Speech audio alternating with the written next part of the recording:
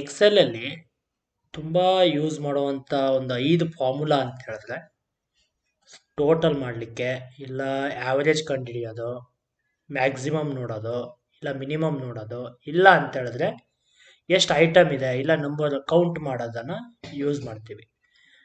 ಈಗ ಇಲ್ಲೊಂದು ಡೇಟಾ ತಗೊಂಡಿದ್ದೀನಿ, ಸುಮ್ಮನೆ ಒಂದು ಡಮ್ಮಿ ಹಾಕಿದ್ದೀನಿ. ನೀವು ಇದೇ ಥರ ಕ್ರಿಯೇಟ್ ಮಾಡ್ಕೊಬೋದು. ಒಂದು ಕಡೆಗೆ ಇಲ್ಲಿ ಒಂದು ಐಟಮ್ಸ್ ಇಟ್ಟಿದ್ದೀನಿ, ಈ ಕಡೆಗೆ ಅದರದ್ದೊಂದು ಪ್ರೈಸ್ ಹಾಕಿದ್ದೀನಿ. ಈಗ ನನಗೆ ಟೋಟಲ್ ಪ್ರೈಸ್ ಎಷ್ಟು, ಇದಿಷ್ಟರದ್ದು ಸೇಲ್ಸ್ ಎಷ್ಟು ಅಂತ ಬೇಕು. ಸೊ ಏನು ಮಾಡ್ತೀನಿ, ಯಾವತ್ತು ಫಾರ್ಮುಲಾ ಬರೆಯುವಾಗ ಈಕ್ವಲ್ ಟು ಹಾಕ್ಕೊಂಡು ಬರಿಬೇಕು, ಇಲ್ಲ ಅಂತ ಹೇಳಿದ್ರೆ ಬರಲ್ಲ. ಫಾರ್ ಎಕ್ಸಾಂಪಲ್ ಈಗ ಇಲ್ಲಿ ಸುಮ್ಮನೆ ಇದು ಸೆಲೆಕ್ಟ್ ಮಾಡಿದ್ರೆ ಬರಲ್ಲ. ಅದೇ ನಾನು ಇದನ್ನು ಈಕ್ವಲ್ ಟು ಹಾಕ್ಬಿಟ್ಟು ಇದು ಸೆಲೆಕ್ಟ್ ಮಾಡಿದ್ರೆ 50 ಸೆಲೆಕ್ಟ್ ಆಯಿತು ಅಂತ. ಈಗ ಎಂಟರ್ ಕೊಟ್ಟರೆ ನೋಡಿ 50 ಬರುತ್ತೆ. ಈಗ ಅದಕ್ಕೆ ನಾನು ಪ್ಲಸ್ ಹಾಕ್ಬಿಟ್ಟು 10 ಅಂತ ಕೊಟ್ಟರೆ 10 ಸೆಲೆಕ್ಟ್ ಮಾಡಿದ್ರೆ 60 ಆಗುತ್ತೆ. ಅದ್ರ ಪ್ರಾಬ್ಲಮ್ ಏನಪ್ಪ ಅಂದರೆ ಒಂದೊಂದೇ ಸೆಲೆಕ್ಟ್ ಮಾಡ್ತಾ ಕೂತ್ಕೊಂಡ್ರೆ 2 ವರ್ಷ ಆಗ್ಬಿಡುತ್ತೆ. ಅದಕ್ಕೆ ಏನು ಮಾಡಬೇಕು, ಈಕ್ವಲ್ ಟು SU. ಈಗ ಸಮ್ ಅಂದ್ರೇನು, ಸಮ್ ಫಾರ್ಮುಲಾನ ಈಗ ಇಲ್ಲಿ ಬರುತ್ತೆ, ಸಜೆಷನ್ ಬರುತ್ತೆ. ಈ ಸಜೆಷನ್ ಮೇಲೆ ಡಬಲ್ ಕ್ಲಿಕ್ ಮಾಡ್ಬೋದು, ಇಲ್ಲ ಅಂತ ಹೇಳಿದ್ರೆ ನೀವೇನೇ ಬ್ರಾಕೆಟ್ನ ಓಪನ್ ಮಾಡ್ಬೋದು. ಒಂದ್ಸಲ ಓಪನ್ ಮಾಡಿದ್ಮೇಲೆ ಹೇಳುತ್ತೆ ನಂಬರ್ ಸೆಲೆಕ್ಟ್ ಮಾಡಿ ಅಂತ. ಸೊ ನಂಬರ್ನ ನೀವು ಸೆಲೆಕ್ಟ್ ಮಾಡಬೇಕು. ಫಸ್ಟ್ ಸ್ಟಾರ್ಟಿಂಗ್ ಪಾಯಿಂಟ್ನ ಸೆಲೆಕ್ಟ್ ಮಾಡಿ ಕ್ಲಿಕ್ ಮಾಡಿಬಿಟ್ಟು ಡ್ರ್ಯಾಗ್ ಮಾಡಿದ್ರೆ ನಿಮಗೆ ಇನ್ನು ಉಳಿದ ನಂಬರ್ ಎಲ್ಲ ಸೆಲೆಕ್ಟ್ ಮಾಡ್ಬೋದು. ಬ್ರಾಕೆಟ್ನ ಕ್ಲೋಸ್ ಮಾಡಿ ಎಂಟರ್. ಆವಾಗ ನಿಮಗೆ ಟೋಟಲ್ ಎಷ್ಟು ಅಂತ ಬರುತ್ತೆ.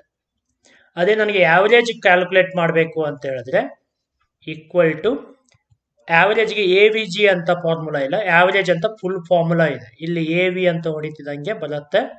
ಡಬಲ್ ಕ್ಲಿಕ್ ಮಾಡಿ ಆ ಫಾರ್ಮುಲಾ ಮೇಲೆ ಓಪನ್ ಆಗುತ್ತೆ.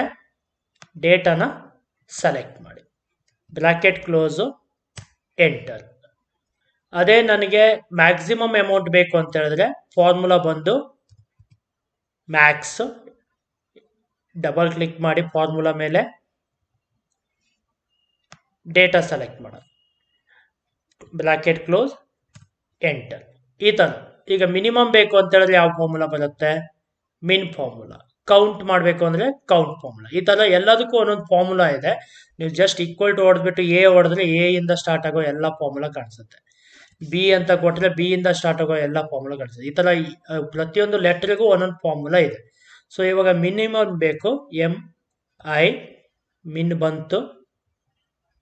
ಡೇಟಾ ಸೆಲೆಕ್ಟ್ ಮಾಡಿ ಬ್ರಾಕೆಟ್ ಕ್ಲೋಸ್ ಮಾಡಿ ಎಂಟರ್.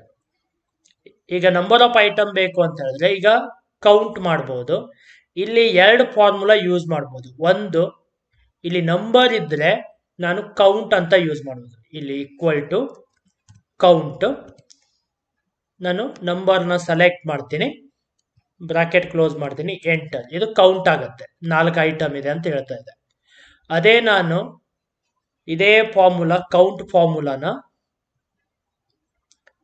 ಈ ಐಟಮ್ನ ಸೆಲೆಕ್ಟ್ ಮಾಡಿದ್ರೆ, ಎಗ್, ಫಿಶ್, ಚಿಕನ್ ಇದನ್ನು ಸೆಲೆಕ್ಟ್ ಮಾಡಿದ್ರೆ ಬ್ರಾಕೆಟ್ ಕ್ಲೋಸ್ ಮಾಡ್ತೀನಿ, ಎಂಟರ್ ಕೊಟ್ಟರೆ 0 ಬರ್ತಾ ಇದೆ.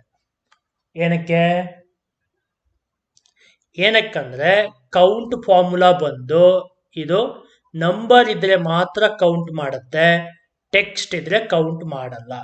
ಇನ್ ಕೇಸ್ ನಿಮ್ಮ ಹತ್ರ ನಂಬರ್ಸೇ ಇಲ್ಲ, ಬರೀ ಟೆಕ್ಸ್ಟ್ಗಳಿದಾವೆ, ನನಗೆ ಎಷ್ಟು ಎಂಟ್ರಿ ಇದೆ ಅಂತ ಕೌಂಟ್ ಮಾಡಬೇಕು ಅಂದರೆ ಕೌಂಟ್ ಫಾರ್ಮುಲಾ ಯೂಸ್ ಮಾಡಬಾರ್ದು. ಇನ್ನೊಂದಿದೆ ಕೌಂಟ್ A ಅಂತ.